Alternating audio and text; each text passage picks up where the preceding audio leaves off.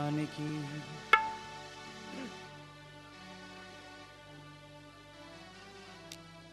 नित्य स्तुति पत्रिका जिनके पास में है कृपया पाठ करें। अधरम मधुरम। हरे कृष्णा।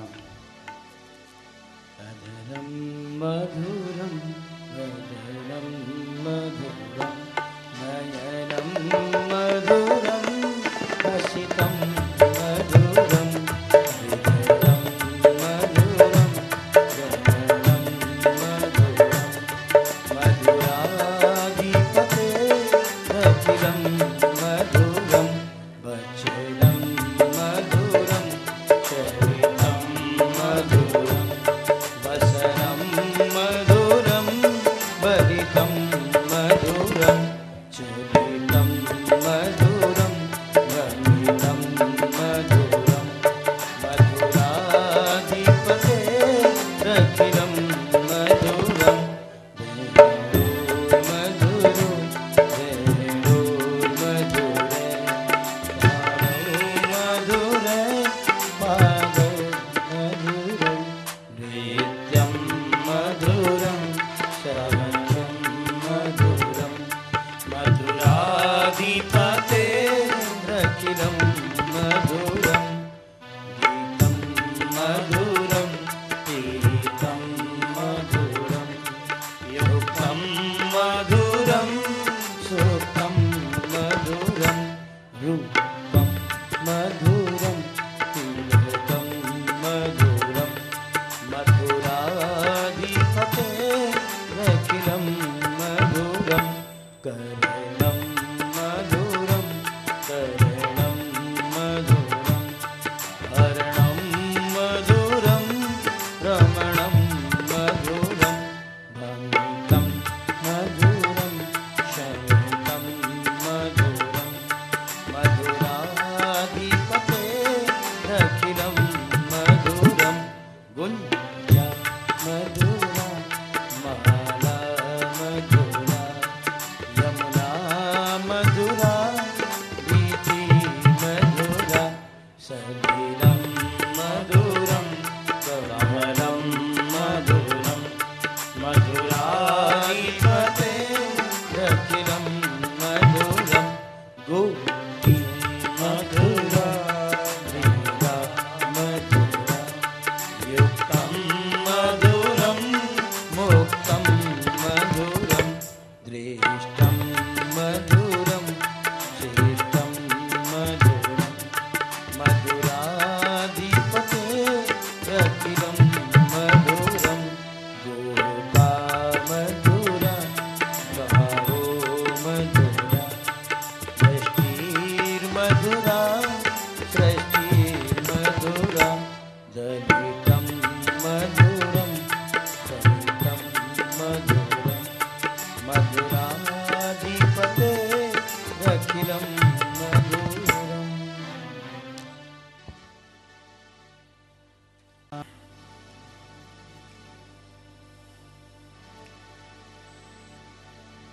इति मतिरूपकल्पिता वितृष्णा भगवती शाश्वतपुङ्गवे विभूम्।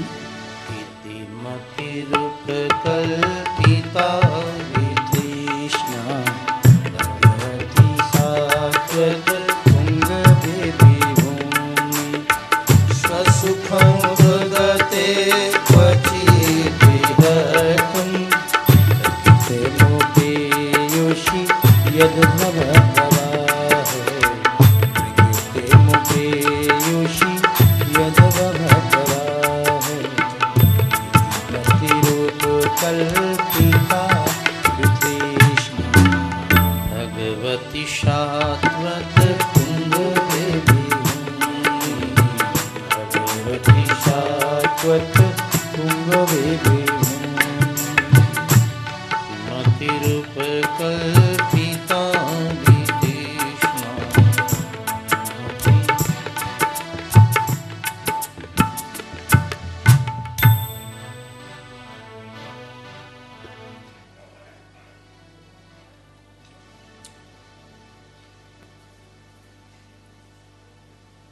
भगवान श्री कृष्ण की उत्तर लीलाओं का हम लोग श्रवण कर रहे हैं। 8 अध्याय तक हम लोग पहले स्कंद की सुने हैं और 9वें अध्याय में भीष्म चरित्र है। बाणों की सेज पर भगवान श्री कृष्ण का चिंतन करते हुए भीष्म पितामह जिस व्यक्ति को 1000 बाण लगे हों,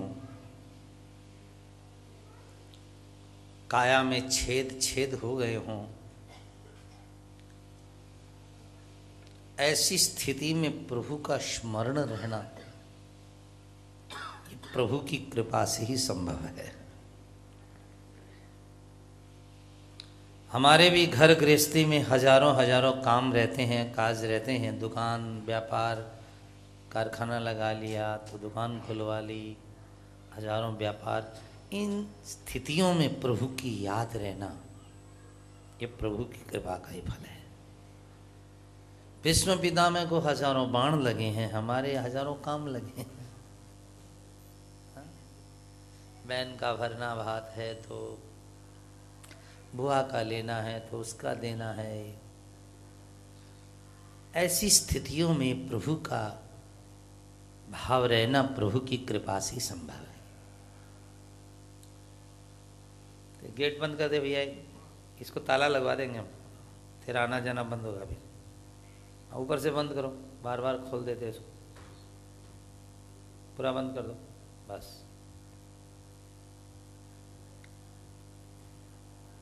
श्रोताओं, कीमत है प्रभु के स्मरण की। अब बाण की सेज पर सोए हुए भीष्म पितामह श्री कृष्ण को याद कर रहे हैं। देखिए जरा सा, भीष्म पितामह को दर्शन देने के लिए कौन कौन आए हैं जरा आप नजर डालिए। मेधातिथि, देवल, देवरात, राम, व्यास, पराशर, भृगु, अंगिरा, परशुराम, अनेक संत आए हैं। भीष्म के बारे में आपको जरा सा परिचय कराएं जो नए श्रोता हैं। भीष्म पितामह ने विवाह नहीं किया था और आजीवन अपने पिता को खुश रखने के लिए, क्योंकि वो सत्यवती से विवाह करना चाहते थे और सत्यवती के पिता की शर्त थी कि इसके होने वाली संतान ही गद्दी पर बैठेगी। भीष्म आजीवन ब्रह्मचारी रहे। आजकल लोग कहते हैं कि बाप को घर से निकाल देंगे तो क्या हो जाएगा, बाप की नहीं मानेंगे तो क्या हो जाएगा। भीष्म पितामह अपने पिता की इतनी मानी साहब कि पिता ने कहा, बेटा लोगों को मृत्यु जब चाहती है तब मार देती है, पर तू जब चाहेगा तब तेरी मौत आएगी। असंभव है ये काम। दूसरा, लोग श्री कृष्ण के द्वार पर जाते हैं लेकिन तेरे दरवाजे कृष्ण आएंगे।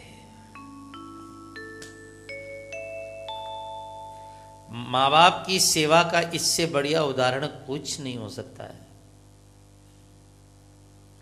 जिन मात पिता की सेवा करी, तिन तीर्थ स्नान कियो ना कियो।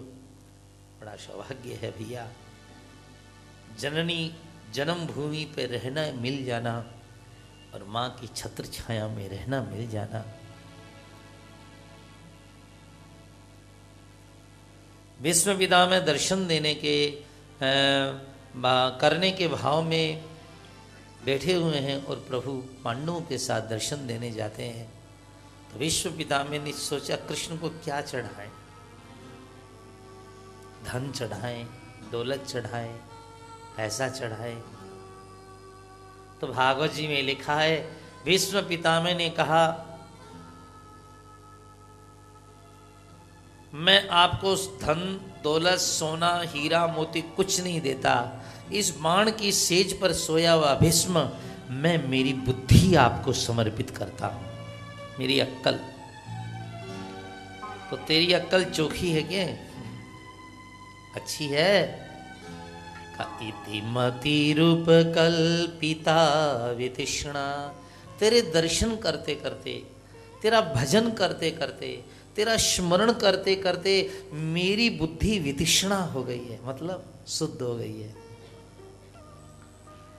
और इस शुद्ध बुद्धि का गाहक, शुद्ध बुद्धि का लेने वाला केवल तू ही है। मेरे बुद्धि के लायक कोई दुल्हा ही नहीं है संसार में। भगवती सात्वत पुंगवे विभुम्नि।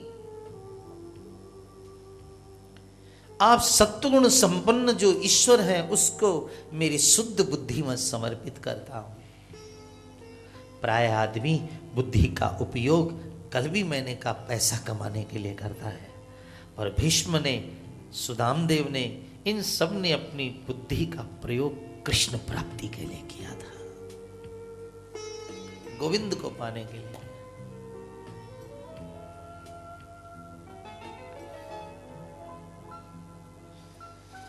भीष्म जी बुद्धि पर बहुत जोर देते हैं। जवानी में शरीर ठीक रहता तो बुद्धि खराब रहती है। अभी कथा सुनने की चीज है क्या वृंदावन में? अभी बद्रीनाथ जाने का है क्या? अभी तो मौज करो, नए नए सिनेमे आ रहे हैं, नई नई चीजें चल रही हैं। जवानी में शरीर ठीक रहता है तो बुद्धि खराब रहती है, और बुढ़ापे में बुद्धि ठीक रहती है तो शरीर खराब हो जाता है।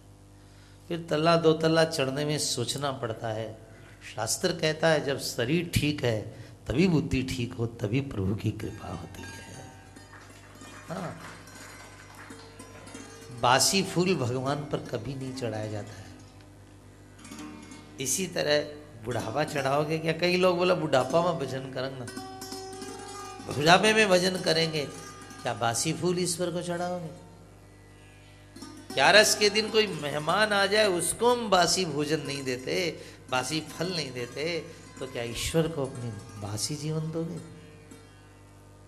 हाँ, रास में भगवान कह रहे हैं हम तो सलोना मक्खन खाते हैं, ताजा मक्खन खाते हैं। सही बात है।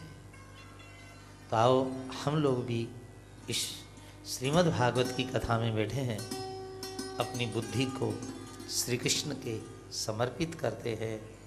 इति मति रूप कल्पिता वितृष्णा, इति मति रूप कल्पिता वितृष्णा, भगवती शाश्वत पुंगवे विभूमि, भगवती शाश्वत पुंगवे विभूमि, स्वसपन प्रगते क्वचिद्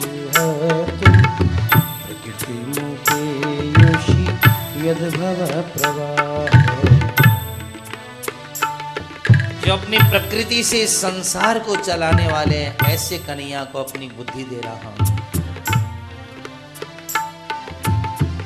त्रिभुवन कमनम कमाल वर्णम, रवि कर गौरवरांबर दधान, वपुरलक कुलावृताननाब्जं, विजय सखेरतिरस्तु मे नवत्या, विजय सखेरतिरस्तु मे नवत्या। 9 के अध्याय का 33 का श्लोक है। त्रिभुवन कमनम कमाल वर्णम, रवि कर गौरवरांबरम। बहुत सुंदर कहा है विष्णु जी ने। तो वहां जितने लोग बैठे थे सब बोले आपकी बुद्धि शुद्ध हुई तो आप कृष्ण को समर्पित कर रहे हैं। तो एक बात बताइए विष्णु जी, आप कौरवों की सेना में क्यों गए? जब आपको पता था कि आपका प्रिय कृष्ण पांडवों के पास में है तो आप सामने सेना में भर्ती क्यों है? बुद्धि ठीक हो तो। भीष्म जी ने कहा मेरी तो ठीक ही है बुद्धि। क्यों?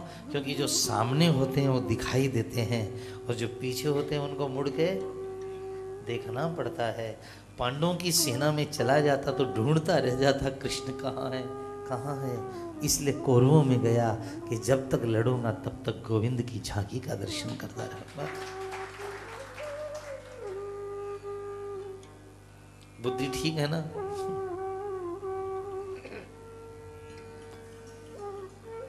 भीमसेन ने कहा दादाजी बुद्धि भी तो बिगड़ तो जाती है ना, द्रौपदी के समय तो आप कुछ नहीं बोले। विश्व पितामह ने कहा मैंने भरी सभा में पाप नहीं किया पर पाप को देखा। दुशासन खींच रहा, मैं देख रहा हूं।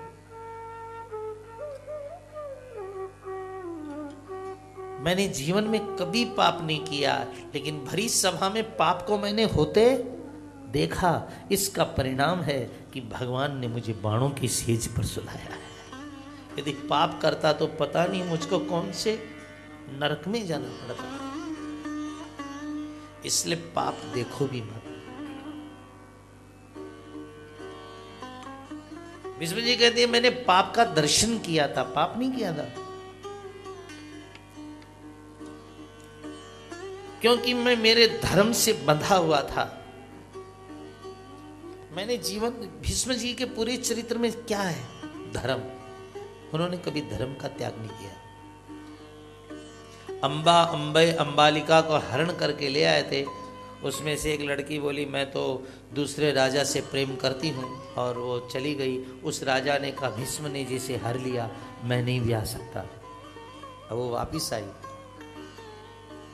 मेरे से विवाह कर लो परशुराम अपने भीष्म जी। भीष्म जी ने कहा तू उसके यहाँ गई तो मैं तुझे नहीं लूंगा। तो परशुराम जी के पास में गई। परशुराम जी ने अस्त्र शस्त्र उठा लिए, भीष्म सावधान, इससे विवाह करो। महाराज 20 दिन तक लड़ाई चली भयंकर। और भीष्म जी मैं विवाह नहीं करूंगा तो नहीं करूंगा, मैंने मेरे पिता को वचन दिया है मैं विवाह नहीं करूंगा। आखिरी में परशुराम जी को हार माननी पड़ी भीष्म के आगे। धर्म का पालन करना कोई सरल काम नहीं है मेरे भाई। भीष्म जी कहते हैं कि मेरा जीवन तो पूरा श्री कृष्ण में ही लगा हुआ है। जो चातुरी के चैन है, नैनों के सैन है, जिनकी काली अलकावली घुंघराली अलकाएं भ्रमण करती रहती है, ऐसे दीन बंधु अशरण शरणागत कृपा के सागर भगवान श्री कृष्ण को मैं मेरी बुद्धि समर्पित कर रहा हूँ। कमनम तमालवर्णम रविकर गौरवराम्बरम दधाने वपुरलक कुलावृताननब्जं विजय सखे रति रस्तु में न बध्य विजय सखे रति रस्तु में न बध्य। मेरे अनुसार श्रीमद् भागवत की इस प्रसंग में 4 चीजें हैं, इति, मति, रति और गति।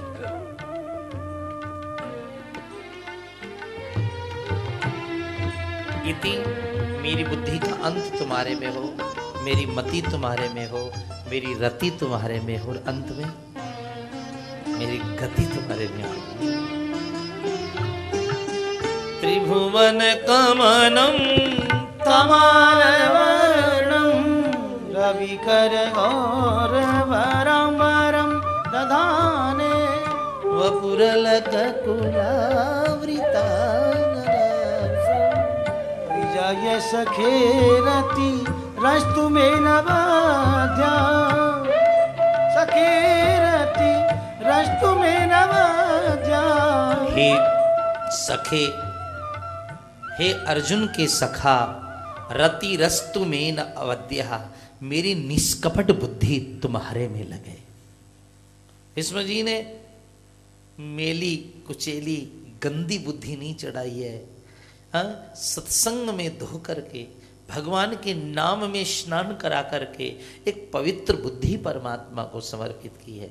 श्री डोंगरे जी महाराज कहते थे कि भगवान कभी अपवित्र वस्तु नहीं खाते हैं, भगवान सदा पवित्र वस्तु लेते हैं। भीष्म जी ने अपनी बुद्धि अपवित्र नहीं पवित्र बुद्धि दी है।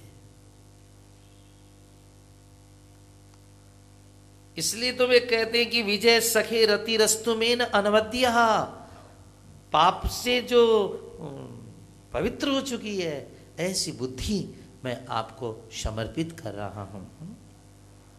हे श्याम सुंदर, मैं एक दृश्य भूल नहीं पाता हूं। अब देखो मरता हुआ व्यक्ति कैसी बातें कर रहा है।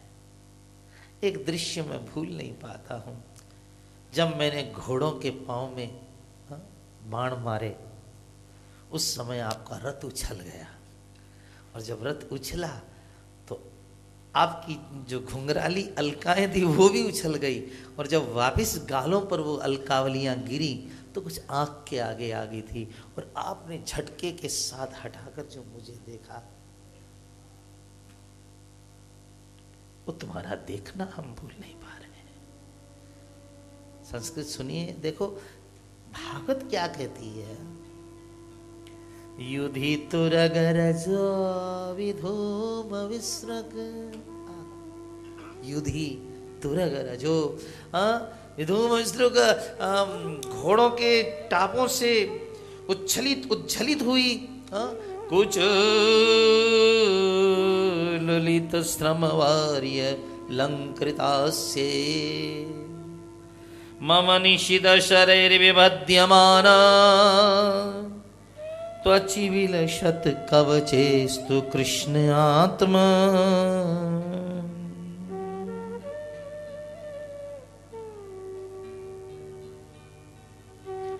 दिव्य कवच दिव्य रूप पहनने वाले भगवान कृष्ण के चरणों में मेरी बुद्धि लग जाए। श्रोताओं, गीता में भगवान ने एक बहुत सुंदर बात कही है। ए अर्जुन, जिस व्यक्ति को मैं अपने पास बुलाना चाहता हूं, पता है उसको सोना चांदी धन दौलत नहीं देता हूं। क्या देता हूं? कददामि बुद्धि योगम तम,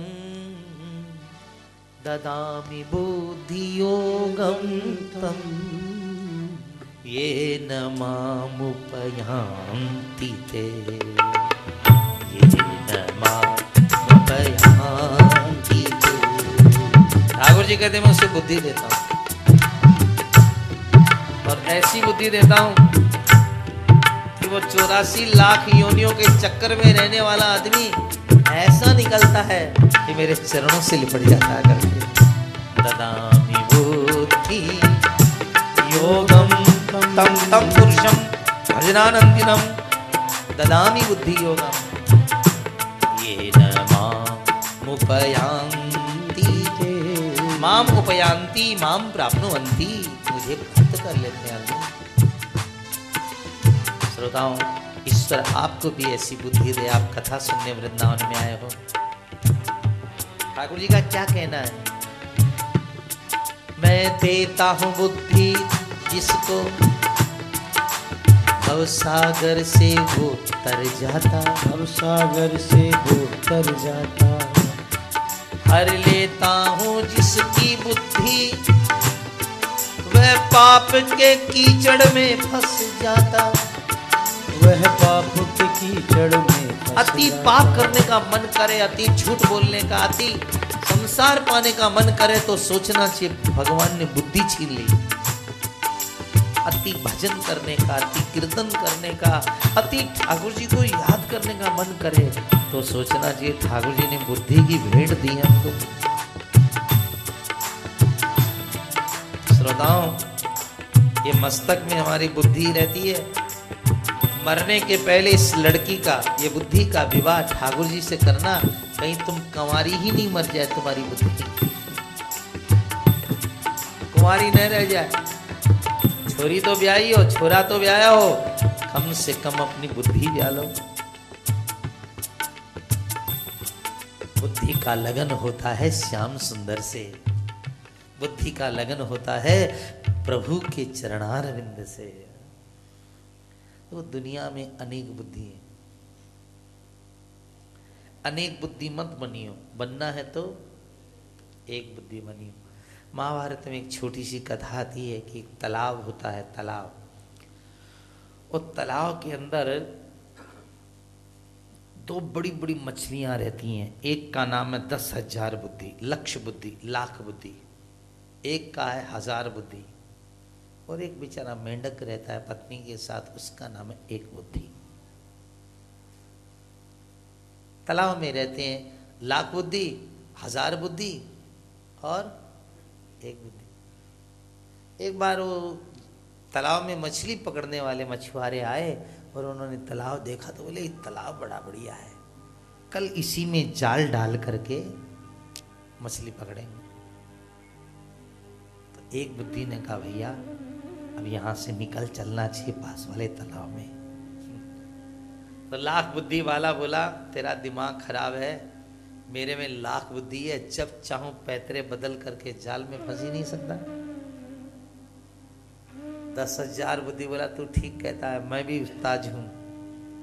एक बुद्धि बोला भैया मैंने तो इतना ही सुना है, खा के सो जाना और मार के भाग जाना।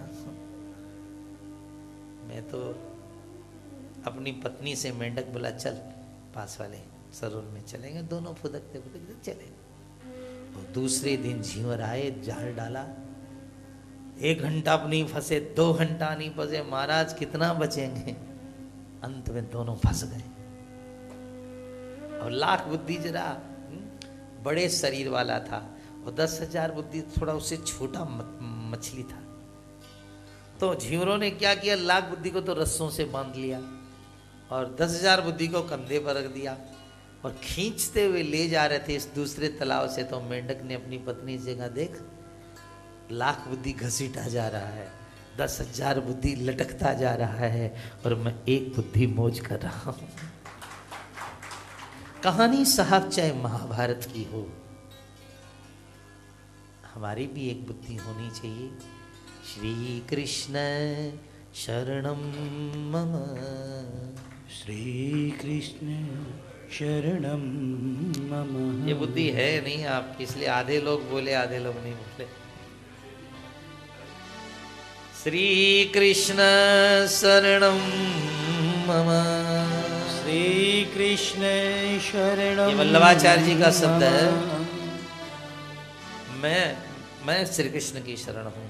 श्री कृष्ण शरणम मम, श्री कृष्ण शरणम मम। एक बुद्धि बनो, शुद्ध बुद्धि बनो, दिव्य बुद्धि बनो और प्रेम बुद्धि बनो। भीष्म जी जब आप ठाकुर जी ने ऐसा सुंदर रूप दिखाया था, गोविंद तेरे उपकारों को कितना गिनूं मैंने महाभारत में प्रण किया था कि श्री कृष्ण से अस्त्र शस्त्र उठवा के रहूंगा, और आपने प्रण किया था कि मैं अस्त्र शस्त्र नहीं उठाऊंगा। एक दिन भगवान कृष्ण ने अपना रथ भीष्म जी के रथ से टकरा दिया। अब दादाजी आपने प्रण किया कि मैं अस्त्र शस्त्र उठवा के रहूंगा, किसके भरोसे आपने इतना बड़ा प्रण कर लिया? भीष्म जी ने हाथ जोड़ के कहा 1000 बार नहीं 1,00,000 बार कहता हूं मैं कृष्ण से अस्त्र शस्त्र उठवा के रहूंगा। कृष्ण ने कहा किसके भरोसे? तो दादाजी ने बड़ी प्यारी पंक्तियां कही, भगवान हार गए।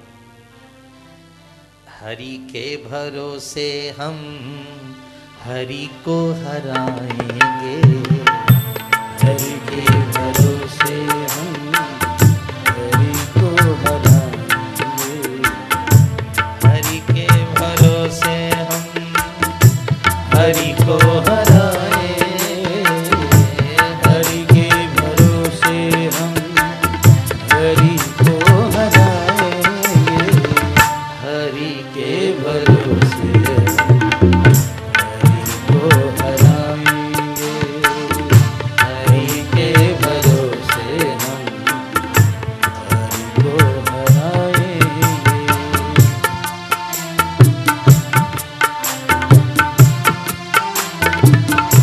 स्वनिगम सहाय मत प्रतिज्ञा मृतमधिकर्तुमवप्लुतो रथस्थ धृत रथ चरणयोभ्यला जगद्गुर हरिवहन्तु विमं ततोत्तरीय। और एक दिन भीष्म पितामह ने इतना भयंकर रूप बनाया कि दोपहर होते होते पांडवों के 3 लाख सैनिकों को मार डाला। भीष्म मानी भयंकर, मौत भी कुछ नहीं बिगाड़ सकती उस व्यक्ति का, वो चाहेगा जब मरेगा। 3 लाख सैनिकों को मार डाला। भगवान ने कहा अर्जुन लगता है आज ही महाभारत का निर्णय हो जाएगा, बाण मार नहीं तो भीष्म आज सबको खत्म कर देगा। अर्जुन बोला जिन पितामह की गोद में खेला मारा नहीं जाता कृष्ण। भगवान ने कहा तू न मारे तो मैं मारूंगा, और उछल करके कूदे भगवान। तो कूदे तो गतोत्तरीय, उत्तरीय मनी दुपट्टा धरती पर गिरा ठाकुर जी का। गतोत्तरीय मानो धरती माँ कह रही हो सत्य से मैं टिकी हूं, और आप ही यदि सत्य छोड़ दोगे तो धरती कैसे टिकेगी ठाकुर जी। गतोत्तरीय। भगवान ने रथ का चक्का उठाया, भीष्म को मारने चले। भीष्म ने उसी समय में शंख ध्वनि की जोरदार, मैंने कृष्ण की प्रतिज्ञा तोड़ा दी। अर्जुन ने आकर चरण पकड़ लिए, ना ना ना, चलाइयो मत, चलाइयो मत, मेरे कारण आपकी प्रण टूटे तो फिर मेरा भक्त बनना बेकार है, एक मौका दीजिए। भगवान ने रथ का चक्का फेंक दिया श्रोताओं, लेकिन जब रथ का चक्का फेंक दिया ठाकुर जी ने, पितामह भीष्म ने गोविंद की तरफ देखा, लला तेरी प्रतिज्ञा टूट गई। भगवान मुस्कुरा दिए, बाबा आपकी तो रह गई। भीष्म पितामह जी हम तो भक्त वत्सल है। ठाकुर जी क्या कहते हैं, हम भक्त वत्सल है। आपकी बड़ाई में हमारी बड़ाई है, आपकी नीचाई में हमारी बड़ाई है। अरे हम तो प्रकृति परम पुरुष है, दुनिया सब जाने भगवान है, लेकिन आज भक्त की बड़ाई हो गई। भगवान कहते मानो हमारे तो माथे पर मुकुट बन गया है, आज मेरा भक्त की बात रख ली। ठाकुर जी कहते हैं हमने अपने भक्त की बात की, हमें ऐसा लग रहा है जैसे हमने अपने माथे पर मुकुट बांध लिया है। क्योंकि भगत मेरे मुकुट मणि, भगत मेरे मुकुट। दुनिया में कृष्ण, श्री कृष्ण और भीष्म, श्री कृष्ण और भीष्म दोनों लड़ रहे हैं, लेकिन दुनिया में श्री कृष्ण और हनुमान जी, ये 2 महापुरुष ऐसे हैं हमारे धर्म में, ऐसे हैं जो सदा दूसरों को ही बढ़ाई देना चाहते हैं।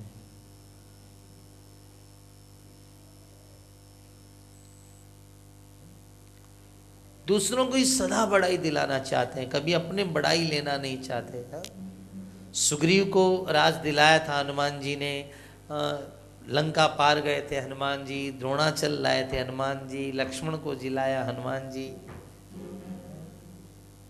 तो अयोध्या की गद्दी भी लेंगे क्या हनुमान जी? कभी जीवन में नहीं सोचा कि मैं अयोध्या की गद्दी लूं ना। दिलाना जानते हैं, लेना नहीं जानते। श्री कृष्ण जी का भी स्वभाव है कि कोई मेरा प्रेमी, कोई प्रिय भक्त बन जाए तो मैं उस भक्त को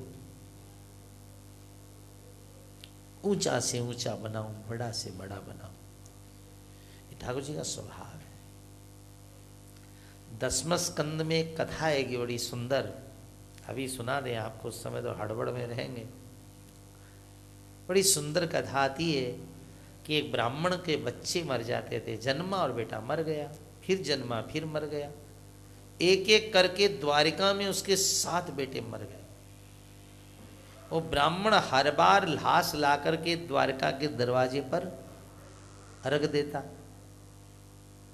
और 10-20 गारी भी दे देता कि यहाँ का राजा बेकार है, यहाँ का राज्य बेकार है, अरे मेरे बच्चे जन्मते ही मर जाते हैं, ये राजा का दोष है। एक दिन अर्जुन आया हुआ था, इतनी गालियां सुन करके कृष्ण की तरफ बोला कि मौत आती है और मार करके ब्राह्मण के बच्चे को चली जाती है, आप क्या करते हैं? भगवान ने कहा अर्जुन तेरे जितना बाण चलाना हमको थोड़ी आता है। अर्जुन ने ब्राह्मण से कहा पंडित जी अब की बार कब होने वाला बच्चा मुझे बुला लीजिएगा, मौत की ताकत नहीं है कि आपके बच्चे को मारे।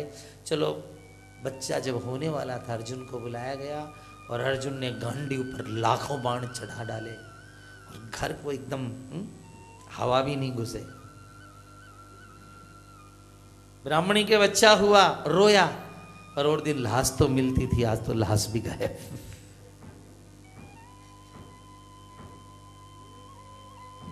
ये श्रीमद् भागवत की अपनी कथा है।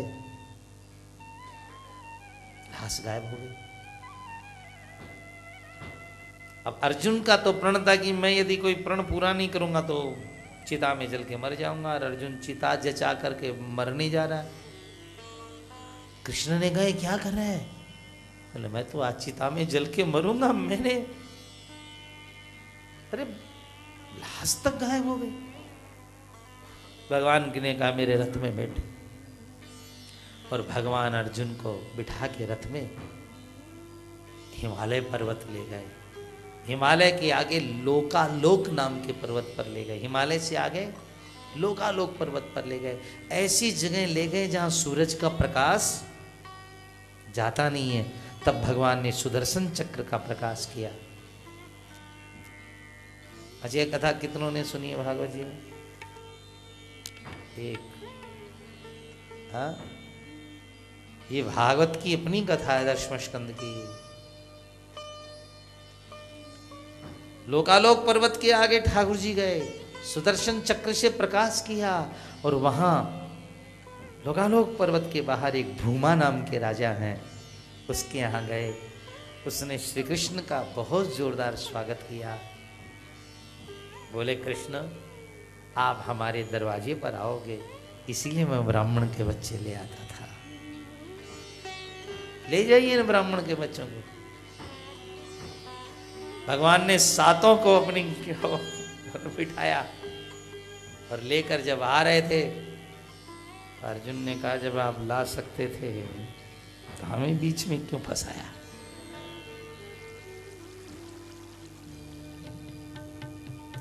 भगवान ने कहा द्वारिका वाले तो जानते मैं भगवान हूं, लेकिन मैं ये दिखाना चाहता हूं द्वारिका को कि जो कृष्ण नहीं कर सका वो कृष्ण भक्त अर्जुन ने किया।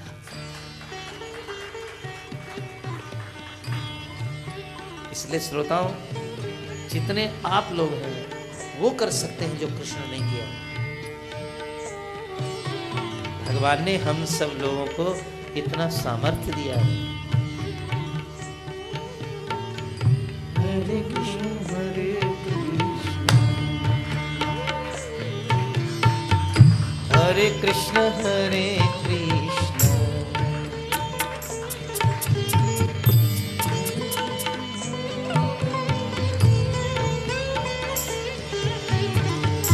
हरे कृष्ण हरे कृष्ण कृष्ण कृष्ण हरे कृष्ण हरे कृष्ण।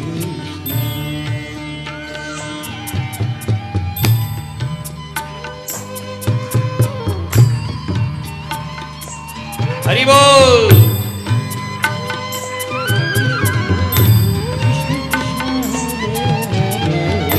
हरे कृष्ण हरे कृष्ण हरे कृष्ण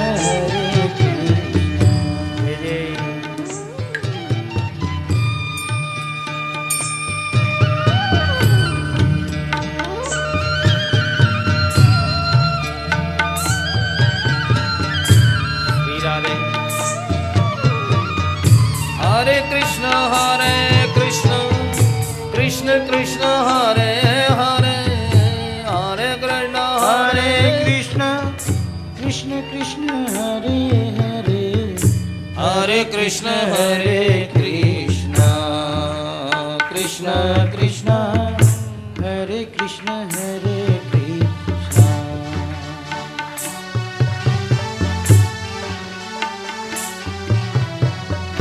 इति मति रूप कल्पिता वितृष्णा भगवती शाश्वत पुंगवे विभूमि स्वसुखम प्रगते त्वचिद्विहर्तुं प्रकृतिमुपेयुषि यद्भव प्रवाह त्रिभुवन कमरं कमालवर्णं रविकर गौरव रंबरं दधाने वपुरलककुलाभ्यं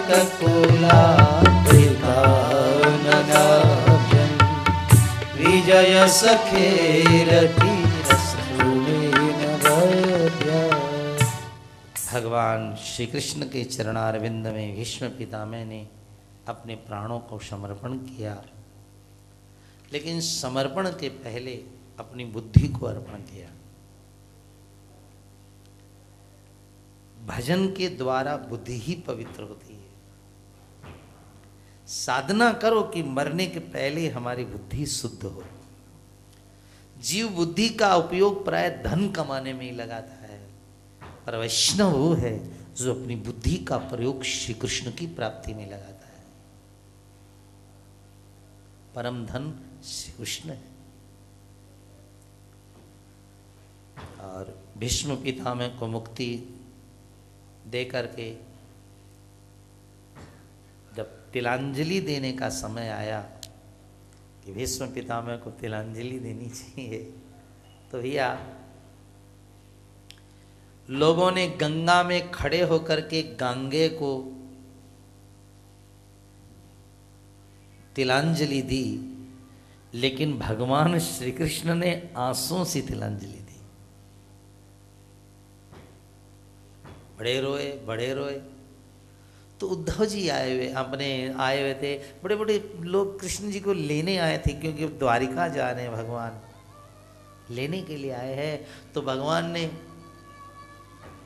जब आंसुओं से तिलांजलि दी तो उद्धव जी ने कहा, महाभारत में आपका सगा भांजा मरा, इतने लोग मरे, द्रौपदी के 5-5 बेटे मरे, आपको एक आंसू तक नहीं आया। और आज ये भीष्म पितामह मर गए, बूढ़े सफेद दाढ़ी वाले, तो आप रो रहे हो। भगवान ने कहा, ऊधो मोये, सूरदास जी ने भाव रखा है, ऊधो मोये संत अति ही प्यारे।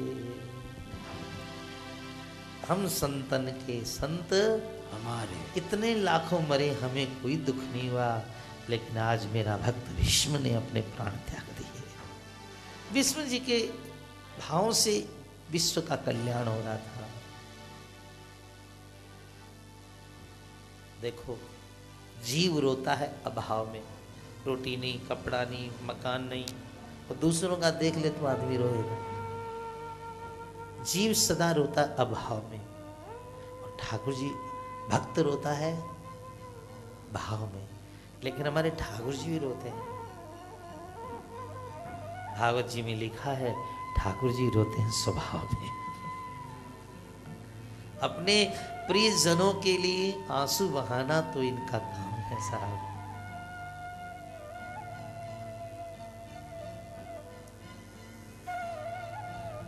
तिलांजलि देते हुए, भीष्म जी के कोई बेटा नहीं था, पर जब से कन्हैया को देखा तब से ये कमी भी नहीं खल रही थी कि हमारे बेटा नहीं। बस मन ही मन बातें थी। भीष्म का अंतिम संस्कार भगवान कृष्ण ने स्वयं रह करके किया, मानो जिसका कोई नहीं होता है उसका श्री कृष्ण है। ब्रह्मचारी भीष्म का श्राद्ध अंतिम श्री कृष्ण ने किया। ये बड़ाई है कन्हैया की। हमारे राजस्थान में कर्माबाई हुई। भगवान को उन्होंने खिचड़ा खिलाया।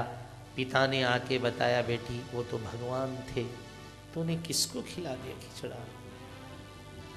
कर्माबाई को जब ज्ञान हुआ कि भोलेपन में धावलिया का पर्दा लगा करके मैंने ठाकुर जी को भोग कर पधरा दिया, जब ज्ञान हुआ तो वृंदावन आ गए। वृंदावन आ बसी, वृंदावन में रहने लगी। यही ठाकुर जी को भोग लगाती, रोज खिचड़ी का भोग लगता, भगवान भी रोज पावे आ जाते। समय बीतता गया। भक्तमाल में लिखा है कि एक दिन कर्माबाई मर गई। कर्माबाई जब मर गई, उस समय सनातन गोस्वामी, रूप गोस्वामी, बड़े बड़े संत थे हमारे वृंदावन में।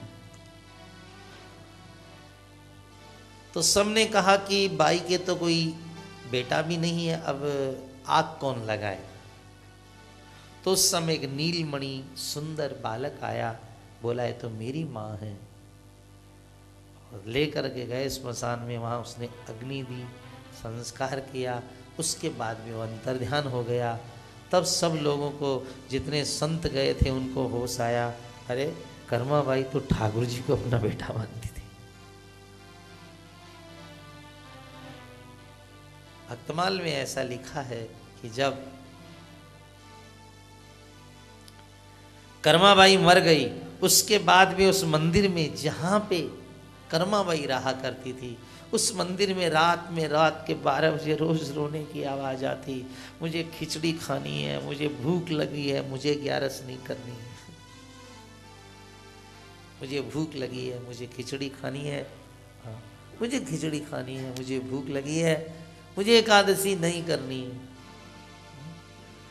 रात को रोने की जब आवाज आती थी साहब, तब सनातन गोस्वामी जी ने सभा बिठाई और बिठा करके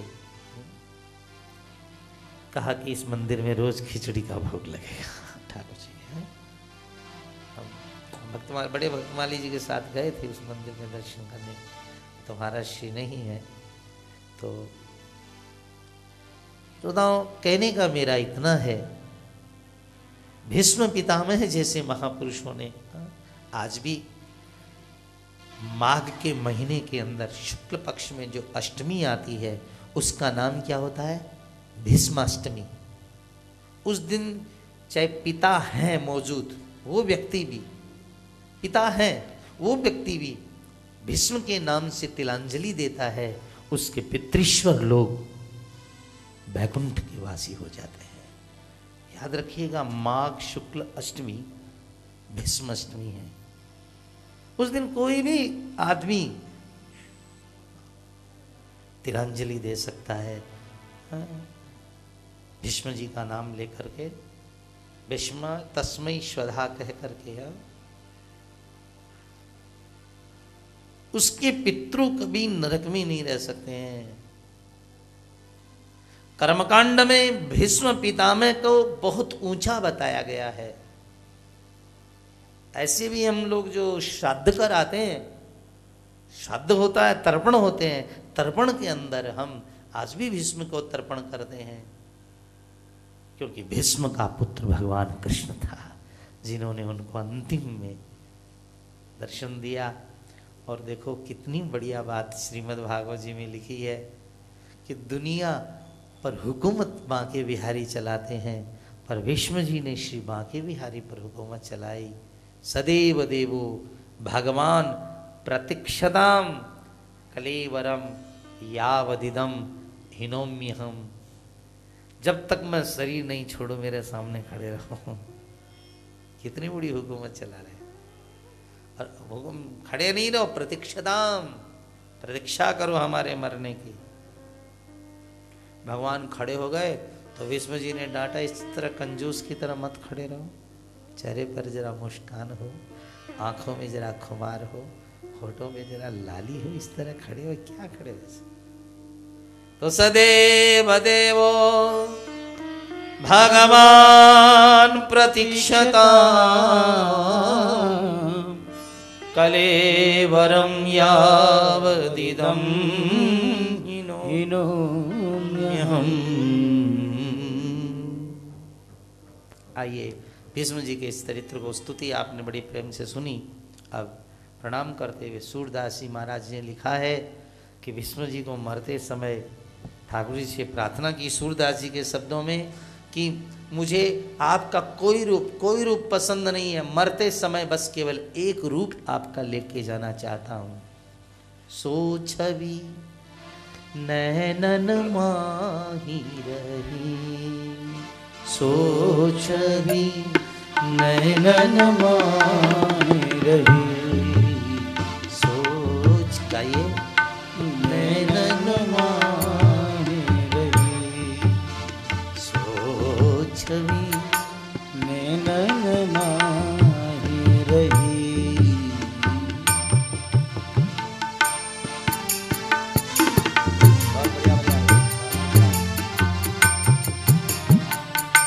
रथ के चलत हिलत बानर ध्वज, ये प्रभुदत्त जी ब्रह्मचारी से सीखा था हमने महाराज श्री से। हिलत बानर ध्वज, रथ के चलता हिलत बानर ध्वज, लहर लहर लहरावे, सो छवि नैनन बीच समा। ठाकुर जी रथ चला रहे हैं और ध्वजा में हनुमान जी लहरा रहे हैं। आंखों में लो ठाकुर जी की ये छवि, और देखिए कितनी सुंदर उतारी है सूरदास जी ने। कर धृत राश रेशमी खेचत, कर धृत राश, घोड़ों को भगाने की रास रेशमी खेचत, दौड़ा रहे हैं, घोड़े भगा रहे हैं। कर धृत रास रेशमी, लगाम, ठहरो ठहरो ठहरो, सुनते ही ठहरो सुनी ठहरावे। अर्जुन ने कहा ठहरो ठहरो, बाद में निकला, घोड़े पहले रुक गए। बस बस बस वो छवि नैनन माही समावे, नैनन माही समावे।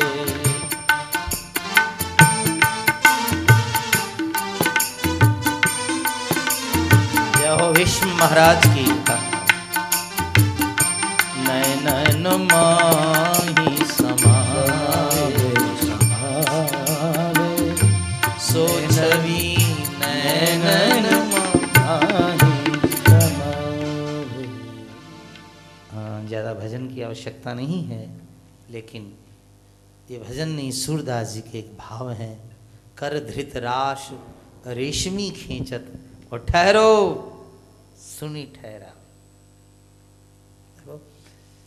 महाभारत में कृष्ण की एक छवि बहुत सुंदर है, भक्तों के ध्यान करने लायक एक छवि है महाभारत में।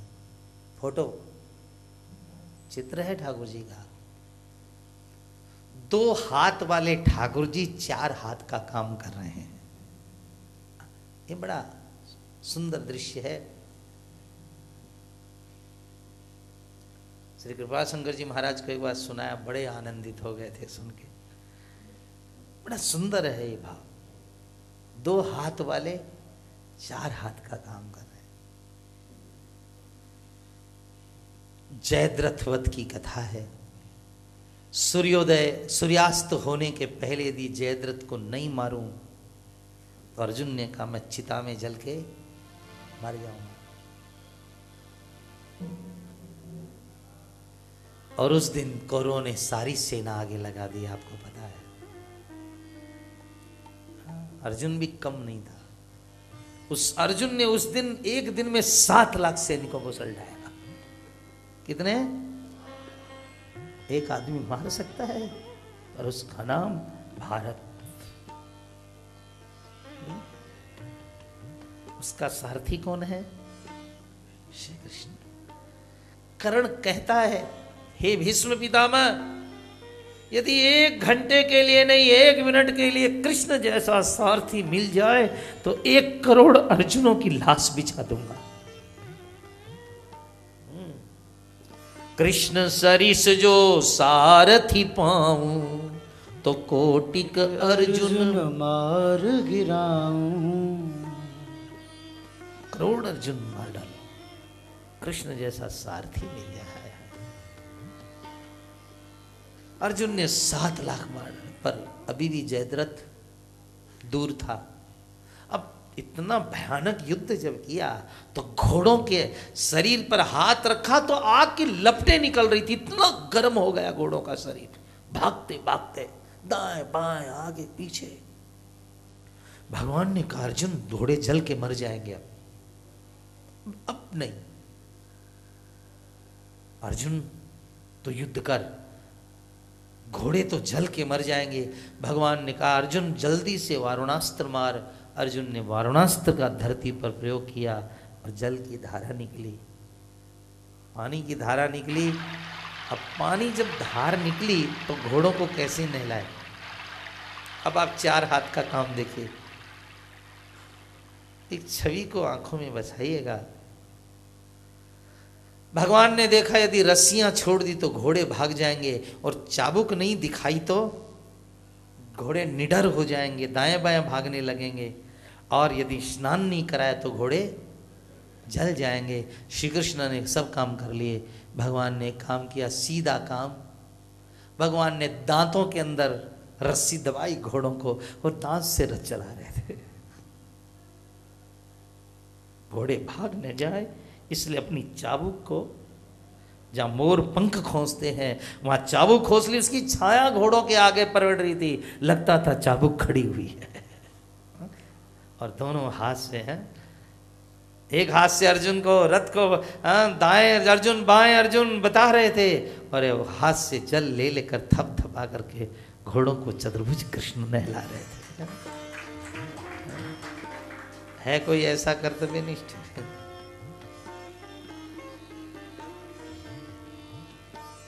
भैया, पांडव सोते थे शिविर में और भगवान कृष्ण सोते हैं घुड़साल में। पांडव कहते शिविर में सो चलो चल करके। भगवान ने कहा, सारथी हूँ, घोड़ों की मालिश करनी है, घोड़ों को चने खिलाने हैं। हाँ, अर्जुन तैयार होके आता, उसके पहले रथ लेकर के सारथी खड़ा है। अर्जुन बैठता है रथ के ऊपर और श्री कृष्ण बैठते हैं रथ के नीचे, लेकिन उस महारथी अर्जुन की कोई आरती नहीं उतारता। उस सारथी कृष्ण की सारी दुनिया आरती उतारती है। क्यों? क्योंकि एक पक्का सेवक है, पक्का सेवक। मेरी भाषा में दुनिया स्वार्थी है, पर कृष्ण ही सच्चा सारथी है, बस। इसलिए श्रोताओं, कौन सी छवि आपको याद कराएं कृष्ण की? इसके बाद श्रीमद् प्रथम स्कंद की 10वीं अध्याय आरंभ होती है। सबई किलायम पुरुष पुरातनो।